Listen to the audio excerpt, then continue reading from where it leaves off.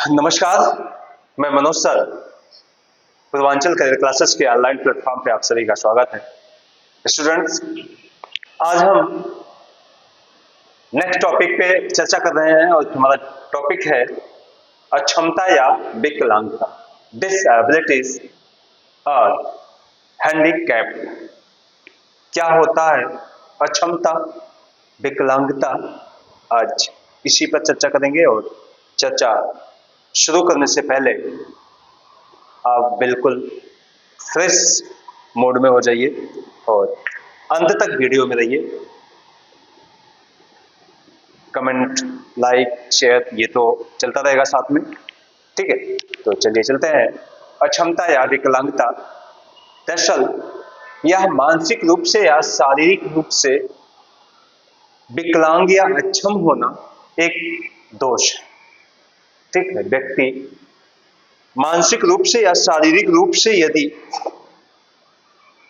अक्षम है तो वह एक दोष माना जाता है। फलता बालक इस दोष के कारण सही गति से सीखने, खेलने या पर्याप्त सामाजिकता का विकास करने व अन्य प्रकार की जो उपलब्धि है उन उपलब्धियों को हासिल करने में प्रायः वो सफल नहीं होता। हम किसी भी प्रकार से यदि अक्षम हैं या किसी भी प्रकार की विकलांगता है हमें, तो प्रायः हमें जो अचीव लेना होता है, जो उपलब्धि प्राप्त करनी होती है, उस उपलब्धि में कहीं ना कहीं कुछ न कुछ बाधा अवश्य उत्पन्न होती है, ठीक। शिक्षाविदों द्वारा विकलांगता की परिभाषा जो दी गई वह उसमें सबसे पहले हम बात कर लें बीजे तिवारी की। इनके अनुसार जो परिभाषा, विकलांगता एक ऐसी स्थिति है जो किसी भी अवस्था में सामान्य व्यवहार, कार्य शक्ति, नियमित कृत्य को न्यूनाधिक प्रभावित कर आंगिक, मानसिक, सामाजिक एवं भावात्मक असंतुलन उत्पन्न कर देती है, ठीक है। यानी क्या कह रहे हैं बीजे तिवारी, विकलांगता एक ऐसी स्थिति है जो किसी भी अवस्था में मानव व्यवहार, कार्य शक्ति एवं नियमित कृत्य को न्यूनाधिक प्रभावित कर आंगिक, मानसिक, सामाजिक, भावात्मक असंतुलन उत्पन्न कर देती है, जिसका बालक पर कुछ न कुछ प्रभाव देखा जाता है और एक दोष के रूप में दिखाई देता है, ठीक। परंतु समय समय पर विकलांगता की स्थिति में परिवर्तन होता जा रहा है, ठीक। यानी दूसरी परिभाषा हम क्रो एंड क्रो की देख लें तो क्रो एंड क्रो ने भी विकलांगता को परिभाषित करते हुए कहा कि वह उसे साधारण क्रियाओं में भाग लेने से रोकता है। यानी विकलांगता वह है जो व्यक्ति को साधारण क्रियाओं में भाग लेने से रोकता। ये क्रो एंड क्रो का कथन है। यानी विकलांगता वह है जो व्यक्ति को साधारण क्रियाओं में भाग लेने से रोकता है अथवा सीमित से युक्त बालक कहा जाता है, ठीक। शारीरिक अक्षमताओं को समाज पर आश्रित या दया के पात्र के रूप में माना जाता है। यानी यदि इस तरह की विकलांगता है, किसी व्यक्ति के पास अक्षमता से युक्त कोई बालक है, तो अमूमन ये माना जाता है कि वो दया का पात्र है, ठीक। यानी उसे उपचारी व्यवस्था संतोषप्रद के रूप में आवश्यक होती है, ठीक। दूसरे, हम विकलांगता की पहचान कैसे करते हैं इसकी बात कर लें। विकलांगता की पहचान उनके व्यवहार, चलने फिरने, बैठने उठने तथा उनकी शारीरिक प्रकृति से की जाती है। इसके अतिरिक्त उनके कार्य करने की विधि, कार्य क्षमता तथा कार्य के परिणाम आदि से उनकी पहचान की जा सकती है। यानी यदि हम विकलांगता को पहचानने की बात करें तो प्रायः चलने फिरने, उठने बैठने या क्रियाकलाप करने या किसी भी प्रकार का शारीरिक व्यवहार करने के आधार पर ही हम ये आसानी से पहचान सकते हैं कि इस बालक में किसी न किसी प्रकार की अयोग्यता है, अक्षमता है, निर्योग्यता है या इसमें कोई न कोई विकलांगता दिखाई देता है। विकलांगता, दरअसल विकलांगता को दिव्यांगता की कैटेगरी में रखा गया। ठीक है, विकलांगता तथा शारीरिक अक्षमता से युक्त बालकों की कुछ विशेषताएं होती हैं। ठीक, आइए विशेषताओं पे चर्चा करते हैं। प्रायः देखने में आता है, ये गलत है, इतना ही आता है कि कुछ बालक शारीरिक रूप से निर्बल एवं अस्वस्थ होते हैं। यानी कुछ बालक ऐसे होते हैं जो शारीरिक रूप से निर्बल होते हैं तथा अक्षम होते हैं। ठीक, प्रमुख रूप से ऐसे बालकों में निर्बलता या अस्वस्थता हृदय रोग, सूखा रोग, मिर्गी, ग्रंथि असंतुलन, श्वास रोग, रक्त अल्पता तथा टीबी, राजक्षमा जिसको कहते हैं, आदि बीमारियों के कारण होती है। ऐसे बालकों की प्रमुख विशेषता है विकलांग बालक सामान्य बालकों की अपेक्षाकृत शारीरिक रूप से अक्षम तथा निर्बल होते हैं। दूसरा, विकलांग बालकों की मानसिक योग्यता एवं बुद्धिलब्धि सामान्य बालकों जैसी होती है। ठीक, ये तो दो चीजें हमने देख लिया। यानी अगर हम विशेषता की बात करें तो पहली विशेषता है विकलांग बालक सामान्य बालकों की अपेक्षाकृत शारीरिक रूप से अक्षम तथा निर्बल होते हैं। दूसरी विशेषता इनकी है विकलांग बालकों की मानसिक योग्यता व बुद्धिलब्धि सामान्य बालकों से बिल्कुल अलग होती है, डिफरेंट होती है। ठीक है, आगे हम बात करते हैं विकलांगता का वर्गीकरण या प्रकार। विकलांग बच्चों का प्रकार की हम बात कर लें तो आंशिक शारीरिक रूप से अक्षम बालक की विकलांगता प्रमुख रूप से देखी जाती है। पहला है दृष्टि बाधिता, दूसरा है श्रवण बाधिता, तीसरा है वाक दोष या हकलाना, चौथा है अस्थि बाधिता। यानी क्या क्या है, एक है आपका दृष्टि बाधिता, दूसरा है श्रवण बाधिता, तीसरा है वाक दोष या हकलाना और चौथा है अस्थि बाधिता। सबसे पहले हम बात कर लें दृष्टि बाधिता क्या होती है। दृष्टि बाधिता क्या है, ठीक है, इसकी हम बात कर लेते हैं। दृष्टि बाधिता या दृष्टि क्षीणता कहते हैं, यूजुअली इम्पेयर्ड के रूप में देखा जाता है। एक प्रकार से देखने में यदि किसी बालक को कोई समस्या महसूस होती है तो दृष्टि बाधिता या दृष्टि क्षीणता कहते हैं। यानी आंखों से अंधे अर्थात चक्षुहीन बालक को विकलांग स्थिति में सर्वाधिक खराब स्थिति माना जाता है।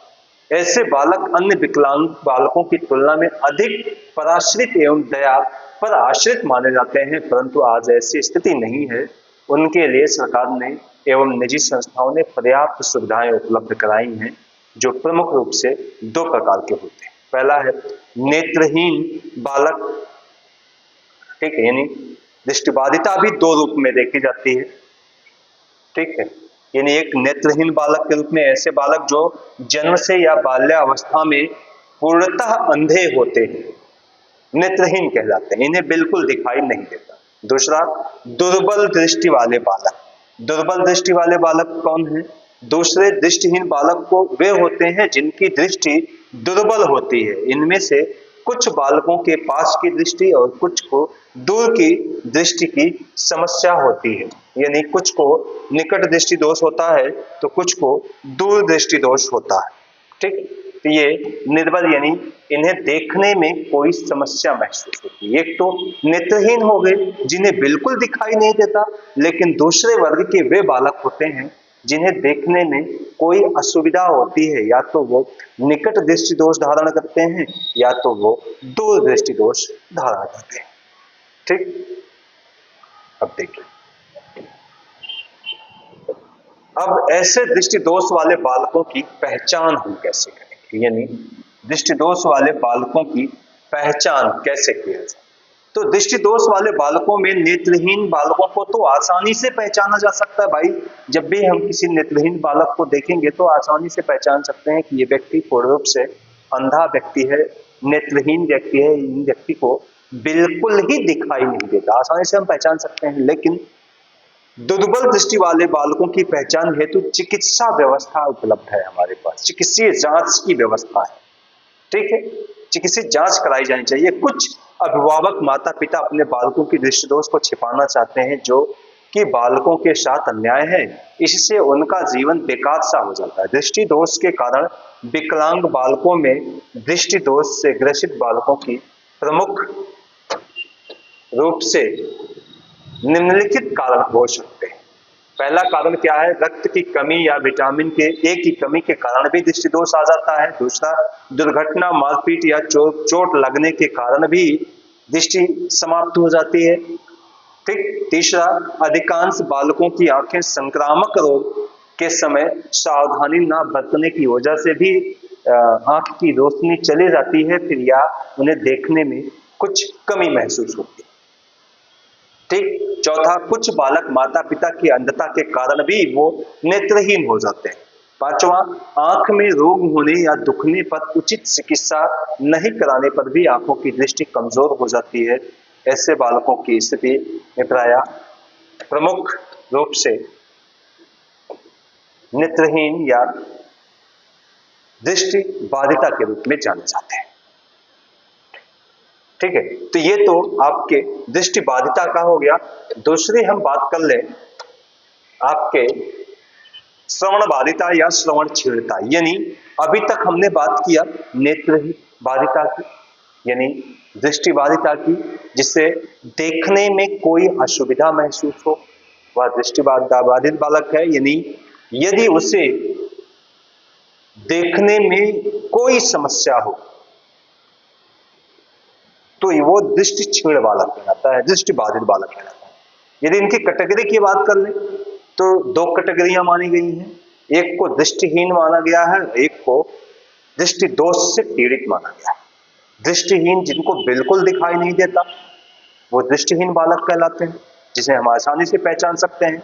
और दृष्टि दोष के रूप में दो वर्ग माना जाता है, एक को निकट दृष्टि दोष माना जाता है, एक को दूर दृष्टि दोष माना जाता है। ठीक है, अब हम बात श्रवण बाधिता या श्रवण छीणता की करें, यानी जिसे सुनने में कोई समस्या महसूस हो, जिसे सुनने में कोई दिक्कत हो, वह श्रवण छीणता या श्रवण बाधिता के रूप में देखा जाता था। ऑडिटरी इंपेयरमेंट या हियरिंग डिफेक्ट चिल्ड्रन के रूप में देखा जाता है श्रवण बाधिता या श्रवण छीणता। श्रवण दोष अथवा सुनने के दोष का अर्थ बालकों के कानों द्वारा सुनने में होने वाली कठिनाई से लिया जाता है। श्रवण दोष होने पर बालक की शाब्दिक अभिव्यक्ति भी प्रभावित होती है। यानी अगर किसी व्यक्ति के पास श्रवण दोष है तो इतना कंफर्म है कि उस व्यक्ति में भाषिक दोष भी होगा। ठीक है, श्रवण दोष से पीड़ित बालकों के प्रमुख रूप से दो भाग माने गए। पहले भाग को हम बधिर बालक कहते हैं, यानी पहले भाग की हम बात कर लें, इन्हें दो भागों में बांटा गया है। दो भाग में पहले भाग की बात कर लें तो पहले भाग को बधिर बालक कहते हैं और दूसरे भाग को हम ऊंचा सुनने वाले बालक कहते हैं। एक को हम बधिर बालक कहते हैं और एक को ऊंचा सुनने वाला बालक। ठीक, बधिर बालक किसे कहते हैं? बधिर बालक यानी जिन्हें बिल्कुल सुनाई नहीं देता वो बधिर बालक के रूप में देखे जाते हैं, और जिन्हें सुनने में कुछ दिक्कत होती है, अर्थात जो ऊंचा सुनते हैं, ऊंची साउंड की आवश्यकता होती है, जिन्हें ऊंची आवाज की आवश्यकता होती है, ऐसे बालक को हम ऊंचा सुनने वाला बालक के रूप में देखते हैं। यानी बधिर बालक और ऊंचा सुनने वाला बालक। ठीक, श्रवण दोष के कारण क्या है? श्रवण दोष के कई कारण माने जाते हैं। ठीक, श्रवण दोष के कारण की अगर हम बात कर ले तो पहला कारण उनका है, श्रवण दोष कुछ बालकों के वंश परंपरा के रूप में मिलता है। एक पहला कारण हो गया। दूसरा कारण क्या हो गया?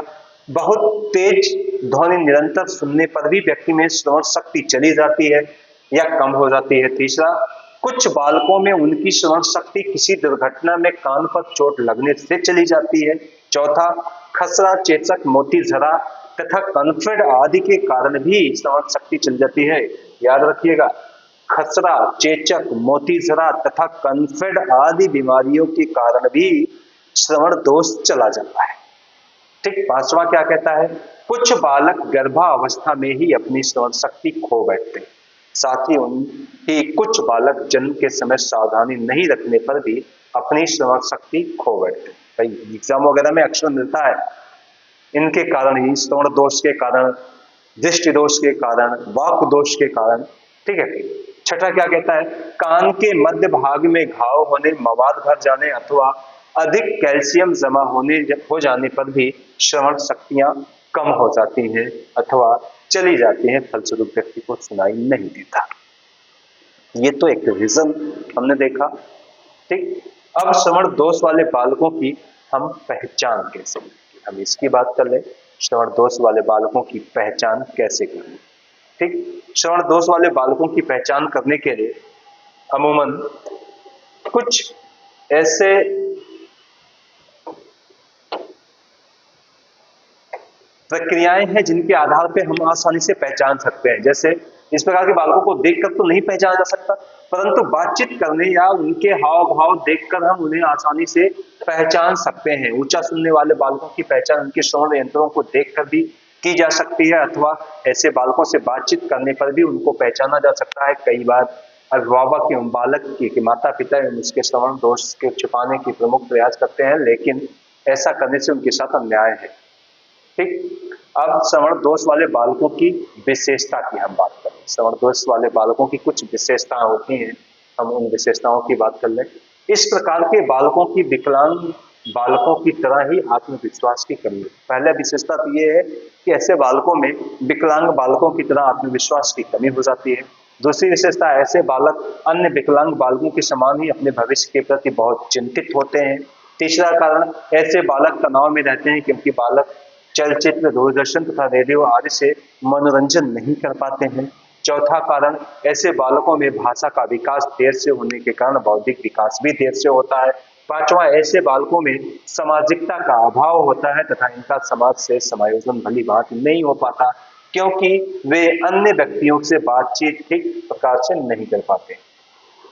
ठीक, अब देखिए इनके शिक्षा के क्या उपाय किए जाए। ऐसे जो वाक दोष से युक्त व्यक्ति हैं, श्रवण दोष से युक्त व्यक्ति हैं, श्रवण क्षीण बालक है, उनकी शिक्षा का क्या व्यवस्था करें। तो ऐसे बालकों की शिक्षा के लिए विशेष प्रकार से प्रशिक्षित अध्यापकों को लगाना चाहिए। दूसरा कि कम सुनने या ऊंचा सुनने वाले बालकों को कक्षा में सबसे आगे बैठाना चाहिए। तीसरा, ऐसे बालकों को शाला में आने से पूर्व होस्टों द्वारा पढ़ने के प्रशिक्षण दिया जाना चाहिए।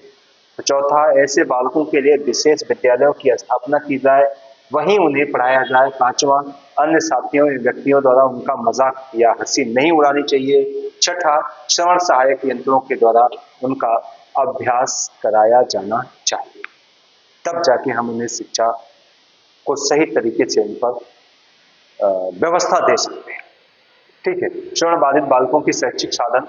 ठीक, इनके शैक्षिक साधन में विभिन्न प्रकार के जो श्रवण यंत्र हैं उनका प्रयोग किया जाता है। छोटा या बड़ा दर्पण का भी हम प्रयोग कर सकते हैं, फ्लैश कार्ड का प्रयोग किया जाता है, खेल खिलौनों तथा विविध शिक्षण सामग्री का भी हम प्रयोग कर सकते हैं। तीसरा हम बात कर लें वाक या वाणी दोष। वाक दोष जिसको कहते हैं वॉइस इंपायरमेंट। वॉइस इंपायरमेंट क्या होता है इसकी बात करें। वाणी दोष यानी बालक भी बहुत ज्यादा ऐसे दोष से युक्त बालकों को देखा जाता है। वाणी दोष यानी वाणी दोष वाले बालक या तो ठीक प्रकार से बोल नहीं पाते अथवा उनके द्वारा बोली गई बात को श्रोता भली भांति समझ नहीं पाते अथवा देर से समझते हैं, तो ऐसे बालकों को हम वाक दोष से युक्त बालक कहते हैं। प्रायः ऐसे बालकों के निम्न प्रकार होते हैं। पहले प्रकार में हम बात कर ले यहाँ उच्चारण संबंधी दोष, ये इनका पहला प्रकार है। और दूसरा प्रकार है देर से बोलने वाले बालकों का दोष।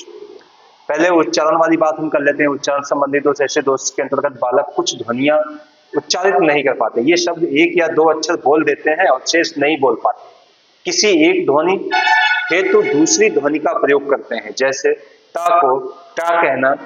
अधिक वाणी दोष ऐसे ही होते हैं, एक अक्षर के जगह पे दूसरे अक्षर का उच्चारण कर देना, प्रायः ये उच्चारण संबंधी दोष कहा जाता है। और दूसरा है देर से बोलने वाले बालकों के दोष। ऐसे बालक 9 माह से 15 माह के बीच ध्वनि उच्चारित आरंभ कर देते हैं। यानी प्रायः अगर देखा जाए तो जो देर से बोलने वाले बालकों के दोष होते हैं वो क्या होते हैं कि ऐसे बालक 9 माह से 15 माह के बीच ध्वनि उच्चारण प्रारंभ कर देता है, परंतु कुछ बालकों में ध्वनि उच्चारण देर से होता है। देर से बोलना किसी न किसी विकार या विकृति के कारण। भाई 9 माह से 15 माह के बीच बच्चे में भाषिक क्षमता स्पष्ट रूप से देखी जाती है। यदि इसके बाद किसी बच्चे में भाषिक क्षमता या इस महीने के दौरान उसमें भाषिक क्षमता नहीं देखी जाए तो इसका मतलब है कि उसमें इस तरह के दोष आने स्वाभाविक है। तीसरा आता है हकलाना या हकलाने वाले बालक। क्या है ये? हकलाने वाले बालक धारा प्रवाह नहीं बोल पाते, कुछ ध्वनि या शब्दों को बार बार पुनरावृत्ति करते हैं और वे कुछ वर्ण बोलते हुए भी रुक जाते हैं। ऐसे दोष उसकी आंख और मुंह के स्वरूप में परिवर्तन, यानी जो हकलाने वाले बालक हैं वो किन्हीं शब्दों की पुनरावृत्ति कई बार करते हैं, यानी एक ही शब्द की पुनरावृत्ति कई बार करना तथा स्पीड बहुत तेज से होना, गति बहुत तेज से होना, ठीक, वह उनका हकलाना कहलाता है। यानी इन प्रायः आंख और मुंह का जो स्वरूप होता है वो परिवर्तित होने लगता है, बदलने लगता है, स्वास्थ्य अनियमित हो जाता है, तो उन्हें हम हकलाने वाला बालक कहते हैं। चौथा, ओष्ठ विकृति वाले बालक। क्या है ओष्ठ विकृति वाले बालक?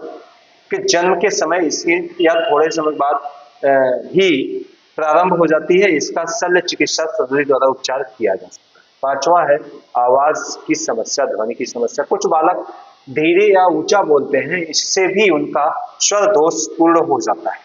कुछ बालक नाक के स्वर में बोलते हैं अथवा सांस ले लेकर बोलते हैं। कुछ बालकों की आवाज में भारीपन अथवा कशैलापन होता है। श्रवण विकृति, जो बालक भली भांति सुन नहीं पाते हुए सही तरीके से बोल नहीं सकते क्योंकि वे किसी न किसी ध्वनि को सुनने में अक्षम होते हैं, तो इस तरह से जो है प्रायः या उनकी आवाज या ध्वनि के रूप में देखी जाती है। वाणी दोष के कारण या बोलने तथा वाणी दोष के निम्नलिखित कारण माने जाते हैं। वाणी दोष के कारण क्या है, हम इन पे चर्चा कर लें। एग्जाम वगैरह में भाई सेट वगैरह में अक्सर यही पूछ लेता है, इसी तरह से पूछ लेता है वाणी दोष की विशेषता क्या है, वाणी दोष के कारण क्या है, या वाणी दोष की पहचान कैसे करेंगे, किन किन बालकों में वाणी दोष पाया जाता है, वाणी दोष के प्रकार क्या है। ठीक है, ये सारे एग्जाम में मिल जाते हैं, एग्जाम की दृष्टिकोण से इंपॉर्टेंट है। पहला है वाणी दोष के कारण में श्रवण दोष के कारण भी वाणी दोष आ जाता है। पहला इसकी जो कारण है श्रवण दोष, जब व्यक्ति में श्रवण दोष होता है तब भी उसमें वाणी दोष देखने को मिलता है। दूसरा, जन्म के समय विकार युक्त होस्ट हो जाना, तब भी वाणी दोष के रूप में देखा जाता है। तीसरा है बालक के मानसिक रूप से तनावग्रस्त रहने, तुतलाने या हकलाने की वजह से भी उस व्यक्ति में इस तरह की समस्याएं देखने को मिलती हैं। चौथा, दांतों का उबड़ खाबड़, टेढ़ा मेढ़ा या ऊपर नीचे होना भी व्यक्ति में वाणी दोष का कारण बन जाता है। पांचवा, माता पिता में किसी एक की मृत्यु हो जाने से भी व्यक्ति में वाणी दोष हो जाता है तथा परिवार में कठोर अनुशासन होने या परिवार के सदस्यों में अच्छे संबंध न होने की वजह से भी व्यक्ति में वाणी दोष देखने को मिलता है। और छठा, मस्तिष्क संबंधी दोष या दोषपूर्ण ग्रंथियों के कारण भी व्यक्ति में वाणी दोष आ जाता है। ठीक है, अब देखिए चौथा हम बात कर लें अस्थिबाधिता, बोन इम्पेयर्ड। ये बोन इम्पेयरमेंट क्या होता है या बोन इम्पेयर्ड चाइल्ड किसे कहते हैं, अस्थिबाधिता किसे कहते हैं?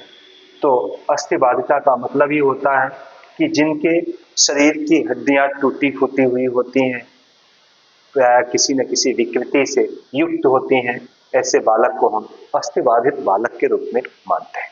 यानी विद्यालय में कुछ ऐसे बालक भी होते हैं जिनके शरीर में कोई हड्डी विकृति या टूटी हुई होती है अथवा किसी अंग में विशेष की हड्डी होती है ही नहीं है, अथवा किसी दुर्घटना में भी बालक की हड्डी खराब हो जाती है, टूट जाती है। ऐसे बालकों को अस्थिबाधित बालक की श्रेणी में रखा जाता है। उनको विकलांग की श्रेणी में रखकर इनकी शिक्षा व्यवस्था की जाती है तथा आवश्यक साधन इन्हें प्रदान किए जाते हैं। इनके लिए सुविधायुक्त फर्नीचर, विशेष प्रकार के मोटे लेखन वाले पेन, कृत्रिम अंग, हाथ पैर, पहिए वाली कुर्सी तथा वैशाखी आदि की भी उपलब्धता सुनिश्चित की जाती है। इनकी समस्याएं क्या होती हैं? देखिए, विकलांग बालक से तात्पर्य ऐसे बालक से है जो शारीरिक रूप से अपंग, कम सुनाई देता हो, हर समय बीमार रहता हो, कम दिखाई देता हो, कम बोलने में कठिनाई होती हो। ऐसे बालक शारीरिक रूप से तो विकलांग होते हैं परंतु मानसिक रूप से भी ये अक्षम हो जाते हैं। ठीक है, इन बालकों की समस्याएं अलग अलग होती हैं।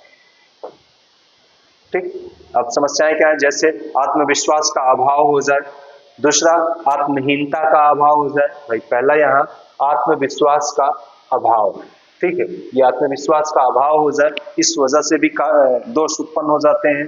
तीसरा आत्महीनता का अभाव हो जाए, तब भी व्यक्ति में दोष आ जाता है।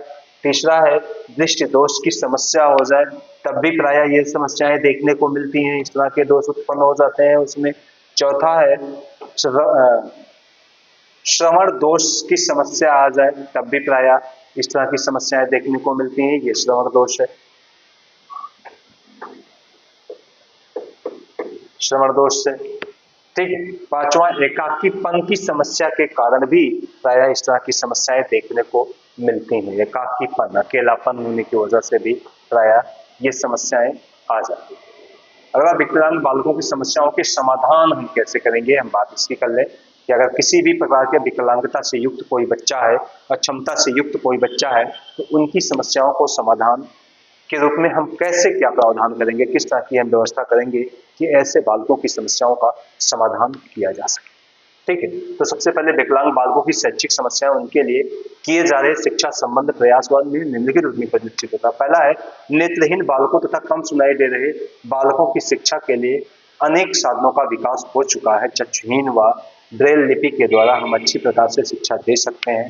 ठीक इसी प्रकार ऊंचे सुनने वाले बालकों को श्रवण यंत्रों द्वारा भी अच्छी प्रकार से शिक्षा दी जा सकती है। दूसरा पॉइंट है विकलांग बालकों में मानसिक बुद्धि प्रायः अधिक पाई जाती है, इसलिए इनको अधिकाधिक प्रेरित करके शिक्षा की ओर इनका झुकाव पैदा किया जा सकता है। शिक्षक ऐसे बालकों को समाज सेवा व समर्पण की भावना पैदा कर सकते हैं, इस एकाकीपन को दूर कर सकते हैं एवं आत्मविश्वास जागृत कर सकते हैं। विकलांग बालकों में के प्रति धारणा में बहुत परिवर्तन आ गया है। पहले यह माना जाता था कि ये लोग अपनी देखभाल एवं आजीविका नहीं चला सकते, साथ ही इनको इन बालकों को परिवार एवं समाज पर भार माना जाता है, परंतु अब ऐसा नहीं है। अब ऐसे बालकों में आत्मनिर्भरता देखी जाती है, ये आत्मनिर्भर हो जाते हैं और उसके आधार पर ये अपना काम स्वयं करते हैं तथा साथ ही साथ परिवार और फैमिली के भी भाग को लेकर चलने की क्षमता रखते हैं। विकलांगों के लिए राष्ट्रीयकृत कुछ योजनाएं ऐसी हैं जिस पे चर्चा करना बहुत ही आवश्यक है। ये जानना कि कुछ ऐसी राष्ट्रीय योजनाएं हैं जो विकलांग बच्चों के लिए बनाई गई हैं, हम उनकी बात कर लेते हैं। ठीक है, विकलांगों के लिए राष्ट्रीय स्तर पर कार्य हो रहे हैं, जिसमें प्रतिवर्ष मार्च का तृतीय रविवार विकलांग दिवस के रूप में मनाया जाता है। ये चीजें आपको नोट करने लायक हैं कि प्रतिवर्ष मार्च का तृतीय रविवार विश्व विकलांग दिवस के रूप में मनाया जाता है। प्रतिवर्ष मार्च का तृतीय जो रविवार आता है उसका विश्व विकलांग दिवस के रूप में मनाया जाता है। ठीक, दूसरा यह निर्णय कब हुआ था? 1959 यानी 20 सितंबर 1959 को ज्यूरिख सम्मेलन में, कहा ज्यूरिख सम्मेलन में प्रायः यह निर्णय लिया गया। यानी आप इस चीज को बहुत ही केयरफुली नोट कीजिए कि 20 सितंबर 1959 को ज्यूरिख सम्मेलन में यह निर्णय लिया गया कि प्रतिवर्ष मार्च का तृतीय रविवार विश्व विकलांग दिवस के रूप में मनाया जाएगा। चलिए आगे चलते हैं। यूनेस्को विशिष्ट आवश्यकता वाले बच्चों के लिए 1939 विशिष्ट आवश्यकता वाले बच्चों के लिए 1982 को विकलांगों का अंतरराष्ट्रीय वर्ष घोषित किया था। यानी देखिए, यानी यूनेस्को ने 1982 को विकलांगों का अंतरराष्ट्रीय वर्ष घोषित किया गया था विशिष्ट बालकों की आवश्यकताओं के लिए। ठीक है, यानी विशेष आवश्यकता युक्त बालकों के लिए यूनेस्को ने 1982 को अंतरराष्ट्रीय विकलांग वर्ष घोषित किया था। ये भी चीजें अच्छी हैं। अगला है विकलांगों के लिए विकलांगों का यह चिन्ह, यानी एक चिन्ह होता है। अक्सर आप देखते हैं बस में जाते हैं, ट्रेन में यात्रा करते हैं तो उनका एक लोगो बना होता है, चाहे ये विकलांग की सीट है, ये विकलांग की चेयर है, तो वह लोगो वह चिन्ह एक सिंबल के रूप में देखा जाता है, सिंबल के रूप में दर्शाया गया है। भारतवर्ष में विकलांग हेतु अनेक कार्यक्रम बनाए गए। ठीक है, विभिन्न सेवाओं में उन्हें 3% आरक्षण तो दिया ही जाता था। 1982 को राष्ट्रीय विकलांग वर्ष, यानी भारत में 1982 को राष्ट्रीय विकलांग वर्ष घोषित किया गया था। ठीक है, यानी देखिए, एक तो 1982 को यूनेस्को ने विश्व में 1982 को विकलांगों का अंतर्राष्ट्रीय वर्ष घोषित किया। भारत ने भी प्राय 1982 को राष्ट्रीय विकलांग वर्ष घोषित किया। राष्ट्रीय स्तर पर इनके समुचित शिक्षा के लिए अनेक प्रावधान किए गए। विकलांगों का अंतर्राष्ट्रीय चिन्ह चिरकालिक रोगी बालकों के लिए इस प्रकार के प्रयास न केवल राष्ट्रीय बल्कि अंतर्राष्ट्रीय स्तर पर भी अति वांछनीय है। ठीक, आगे चलिए। विकलांग बच्चों के लिए कार्य योजनाएं, ये भी हम देख लेते हैं। विकलांग बच्चों की कुछ कार्य योजनाएं बनाई गई थी। राष्ट्रीय संस्थानों की विकलांगों के लिए कल्याण में महत्वपूर्ण भूमिका है। इन संस्थानों का प्रमुख दायित्व विकलांग व्यक्तियों की सहायता करना, जिससे वे सामान्य व्यक्तियों की भांति जीवन व्यतीत कर सकें। शारीरिक, मानसिक, सामाजिक व शैक्षिक दृष्टि से विशेष बच्चों के लिए भारत सरकार द्वारा विभिन्न कार्य योजनाएं चलाई गई। इन संस्थानों के प्रमुख संस्थान है, यानी इन संस्थानों का प्रमुख विकलांगता को रोकने के लिए उन्हें प्रयास करना है, जिससे कि उनके समय विकलांग हो। ठीक है, यानी इनके जो प्रमुख, यानी जो संस्थान बनाए गए हैं, उन संस्थानों के जो प्रमुख कार्य हैं वो क्या है, इसको हम देख लेते हैं। संस्थानों का प्रमुख कार्य विकलांगता को रोकने के संदर्भ में प्रयास करना, ठीक, जिससे कि आने वाले समय में विकलांगों की संख्या में वृद्धि ना। दूसरा, विकलांगता को रोकने के लिए साहित्य एवं सामग्री का प्रसारण करना, जिससे व्यक्ति विकलांगता के बारे में जान सके तथा इनसे दूर रह सके। तीसरा, विकलांगों के कल्याण समिति में इनके निर्देशकों को सम्मिलित किया जाए, जो कि विकलांगता संबंधी विशेष सुझाव प्रस्तुत करते हैं। चौथा, विकलांगों को कल्याण करने वाले अनेक संस्थानों का मार्गदर्शन करना कि वे किसी भी प्रकार से व्यक्तियों की सहायता कर सकें। ठीक है, तो ये कुछ कार्य इस तरह की अंतर्राष्ट्रीय योजनाओं के द्वारा बनाई गई। ठीक, कुछ राष्ट्रीय स्तर पर संस्थानों की हम बात कर ले, जो अक्सर एग्जाम वगैरह में मिल जाते हैं कि ये फला संस्थान कहाँ पे है जो विकलांगों के लिए बनाया गया था। ठीक है, सरकार द्वारा प्रमुख रूप से शारीरिक अक्षमता निवारण के लिए देहरादून की बात कर लें, कोलकाता की बात कर लें, सिकंदराबाद, मुंबई एवं में राष्ट्रीय संस्थान खोले गए। ठीक है, कहाँ कहाँ? देहरादून, कोलकाता, सिकंदराबाद और मुंबई में इस तरह के शारीरिक अक्षम बालकों के लिए संस्थाएं खोली गई, संस्थान राष्ट्रीय स्तर पर खोले गए। ठीक, अब देखिए अगला व्यवसायिक आरक्षण की अगर हम बात कर लें तो व्यक्तियों को शारीरिक प्रतिष्ठानों में आरक्षण प्रदान किया जाता है। इस प्रकार के व्यक्तियों के लिए निर्धारित सीटों की संख्या आरक्षित कर दी जाती है इनके। ठीक है, तो ये तो आरक्षण की व्यवस्था हो गई, इनके लिए आरक्षण की भी व्यवस्था की गई है। प्लस शोध कार्य में शिक्षण संस्थानों में भी आरक्षण की बात की गई है। शोध कार्यों को भी प्रोत्साहन दिया जाता है। जिला पुनर्वास केंद्र की स्थापना की गई है, यानी ऐसे विकलांग बच्चों के लिए जिला पुनर्वास केंद्र भी बनाया गया है, हर जिले में होगा। ठीक, क्षेत्रीय पुनर्वास प्रशिक्षण केंद्र की भी स्थापना की गई है, यानी ऐसे बच्चों के लिए जिला पुनर्वास केंद्रों की स्थापना के बाद सरकार ने क्षेत्रीय पुनर्वास प्रशिक्षण केंद्र की भी स्थापना की। और इसके अलावा सन 1986 की राष्ट्रीय शिक्षा नीति ने भी इस तरह की विशेष रुचि दिखाई और ऐसे बालकों के लिए विशेष प्रावधान किए शिक्षा के संदर्भ में। ठीक, प्रशिक्षण व्यवस्था में परिवर्तन किया गया। सक्षम निःशक्त जनों के राष्ट्रीय संगठन सक्षम विकलांगों में सर्वांगीण विकास हेतु समर्पित एक राष्ट्रीय संगठन है। ये कौन सा संगठन है? ये सक्षम निःशक्त जनों का राष्ट्रीय संगठन, सक्षम जिसको कहते हैं। ठीक, सक्षम क्या है? यानी एक प्रकार से विकलांगों के सर्वांगीण विकास हेतु समर्पित एक राष्ट्रीय संगठन है, जिसका प्रधान कार्यालय देवदत्त नगर, राणा प्रताप नगर चौक, नागपुर, महाराष्ट्र में है। यानी ये सक्षम जो है, सक्षम एक प्रकार से संगठन है, राष्ट्रीय संगठन है, जिसका प्रधान कार्यालय नागपुर, महाराष्ट्र में है।